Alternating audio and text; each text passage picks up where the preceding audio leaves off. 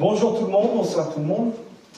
Moi je vais faire rapide, ça va faire échange avec Francis.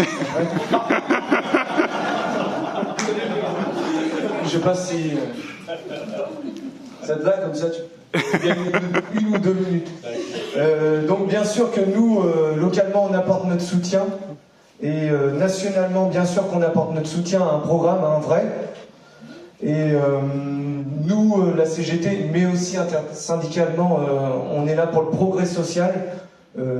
Et donc, voilà, pourquoi on se joint, bien sûr, avec plaisir. On a fait des rencontres, on discute, on apporte des solutions, on se trouve des solutions, on progresse, et ça, c'est super. On a les mêmes valeurs, donc continuons. Voilà, après qu'est-ce que je peux vous dire? On va bien sûr manifester parce qu'on a manifesté hier pour nos droits, on manifestera demain et donc samedi bien sûr vous venez tous. Alors là moi, je vais vous le dire, vous amenez tous 10 personnes et on sera 7 fois plus. Merci.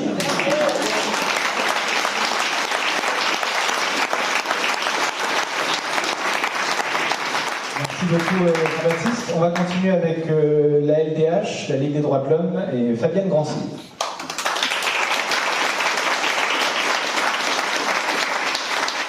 Bonsoir à tous. Donc moi je vais mettre l'accent sur les droits, puisque je suis là pour ça. Donc c'est un appel national de la LDH à soutenir tous ceux qui veulent lutter contre l'extrême droite. On rappelle que l'extrême droite a déjà montré ce dont elle était capable dans les pays où elle est venue au pouvoir, et où elle est parfois encore. On se rappelle des États-Unis de Trump, par exemple, de Bolsonaro au Brésil, mais en Europe, on a aussi la Hongrie de M. Orban, la Pologne quand le PiS était au pouvoir. Partout, on retrouve le même schéma, en fait, de destruction des droits. Et alors, pas tous dans le même ordre, mais on retrouve toujours le même schéma. On s'en prend d'abord aux minorités, donc les minorités LGBT, des minorités ethniques, enfin des minorités quelles qu'elles soient, on monte les gens les uns contre les autres. On s'attaque aux droits des femmes, notamment l'avortement. On s'attaque aux assos, aux ONG qui pourraient être des empêcheurs de tourner en rond, donc avec différentes lois, on s'en débarrasse. On met la main sur tous les médias, ou alors on les privatise pour qu'elles viennent aux mains de financiers qui vont aller dans le bon sens, on va dire. Et puis après, on s'attaque à la justice aussi. Donc on voit, on connaît tout ça, donc on sait ce que fait l'extrême droite. Donc évidemment, il faut tout faire pour éviter que ça nous arrive. Ceci dit, le recul des droits, là, aujourd'hui, maintenant, en France, la régression des libertés auxquelles nous avons assisté ces dernières années, les choix politiques tournant le dos au progrès social, la maltraitance des précaires, l'abandon des services publics, le mépris des mouvements sociaux d'ampleur, comme le combat contre la réforme des retraites, constituent le terreau sur lequel l'extrême droite a prospéré. Je vous rappelle quand même qu'on a été, la France, condamnée par la Cour européenne des droits de l'homme à différentes reprises, notamment dans le cadre de violences policières, de menaçage lors des manifestations. On a une grosse répression sur le mouvement écologiste et syndical, avec une judiciarisation pour que, voilà, en espérant que des associations ou des collectifs n'auront pas les moyens, en gros, de se payer des avocats pour aller se défendre. Et bon, tout ça, c'est l'état d'aujourd'hui. Eh ben, faut s'attendre à pire. Voilà. Donc, dans ce cadre-là, nous, la société que nous voulons, c'est une société où règne la liberté, l'égalité, la démocratie, la solidarité et l'état de droit. Ce ne sont pas des mots vides de sens, mais les principes mêmes qui organisent notre vie commune et notre avenir commun. Et donc, sur ces bases, face aux tenants de la haine, du racisme, de l'antisémitisme, du sexisme, de la LGBTQ+phobie, voilà, de la régression sociale, de la destruction du vivant, des alternatives de rupture sont nécessaires. Donc, nous en appelons à la mobilisation citoyenne.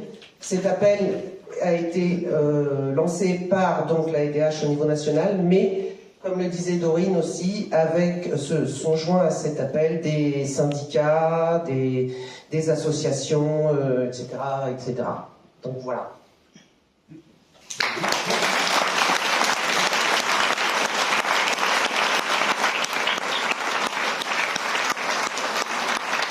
Merci beaucoup. On va continuer donc avec Pierre-Marie Guillot pour la Confédération Paysanne.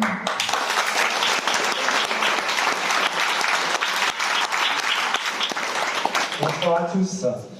Donc Pierre-Marie Guillot, oui, Confédération Paysanne de l'Eure.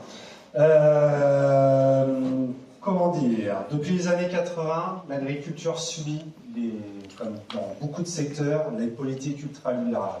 Qu'est-ce que ça a favorisé? La dérégulation des marchés, l'efficacité, on promeut l'efficacité et le rendement des cultures au détriment de la nature, de la santé des agriculteurs et de la population. Une égalité de revenus entre les agriculteurs, et notamment avec les distributions des aides de la PAC. Alors moi j'ai regardé le programme de mon Front Populaire, et qu'est-ce qui est proposé? Des prix planchers, un moratoire sur les méga-bassines, le partage de l'eau, et promouvoir une agriculture écologique et paysanne. C'est bizarre, c'est la même chose que la Confédération Paysanne. Donc, nous ne pouvons que soutenir ce programme. Une agriculture écologique et paysanne, qu'est-ce que c'est? C'est lutter contre l'accaparement des terres. L'accaparement des terres, en ce moment, c'est installer de l'agrivoltaïsme en rachetant des terres très chères, et du coup, les agriculteurs ne peuvent plus s'installer. Soutenir la filière bio. Si on regarde les derniers décrets qui ont été proposés par M. Macron, qui seront appliqués, on ne peut pas dire que la filière bio a été bien traitée ces derniers temps. Réguler les marchés agricoles. On a des traités internationaux qui défavorisent les agriculteurs français. Redéployer des services publics dans les territoires ruraux. Il faut des paysans. Ça veut dire des gens qui habitent un pays. Un pays, c'est un territoire rural. Et il faut des services publics pour ces gens qui habitent les territoires ruraux. Et enfin, cultiver une gouvernance dans les territoires ruraux et des instances agricoles plurielles. À l'heure actuelle, on peut dire qu'il y a un seul syndicat qui décide. Il ne représente pas tous les agriculteurs. Les agriculteurs se sont énervés, on va dire, en fin d'année dernière, au début de cette année. Ils avaient des revendications légitimes, et quand on voit les résultats, je pense que ceux qui manifestaient ne sont vraiment pas contents de ce qu'ils ont pu obtenir, parce que, encore une fois, ce sont les gros, et pas forcément les agriculteurs, les industriels qui ont été favorisés. Voilà, donc le nouveau Front Populaire propose des choses qui parlent beaucoup à la Confédération Paysanne, et donc c'est pour ça qu'on appelle à les soutenir aussi. Merci.